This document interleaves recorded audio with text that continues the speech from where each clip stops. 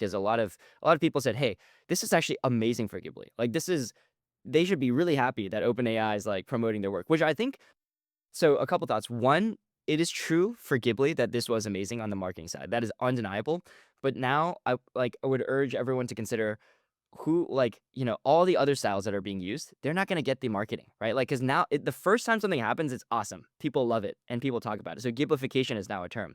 But people are now in the weeks and months and years and decades following, going to do the same thing for a million other styles, but no one's gonna talk about it because it's just gonna be normal. Right. So yes, Ghibli got lucky. There's a sort of arbitrage in being first because people talk about you.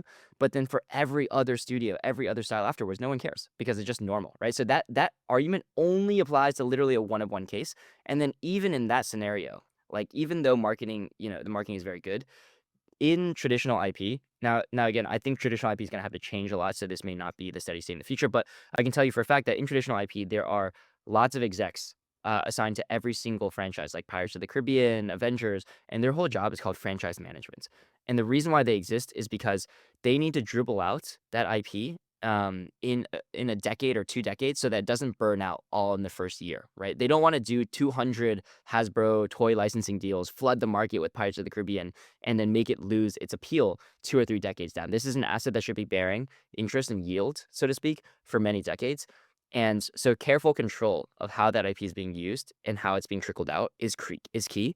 And Ghibli just completely lost their ability to do that. They have no ability to manage their franchise because, imagine, and I think this is probably what they want to do. They want to build a really high quality craftsman-like brand. They take 4 or 5 years to make a movie. They do everything by hand.